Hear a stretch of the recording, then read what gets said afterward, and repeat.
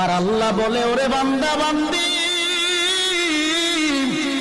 হাজার অপরাধ করার পরেও যদি তুমি তোমার মা বাবার কাছে যায় মাথাটা নত করে, তোমার মা বাবা তোমার হাজার অপরাধ ভুলে গিয়া তোমাকে সন্তান বলে কোলে টান দিয়া নেয়, কিন্তু তুমি এমন গুনাহ করেছো যেই গুনার খবর কেউ জানে না, আল্লাহ জানে। আল্লাহ বলে, ওরে বান্দা বান্দি,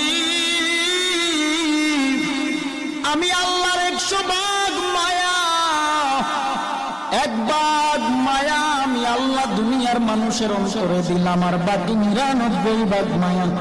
আমি আল্লাহ গায়েবী খাজানায় রেখে দিলাম।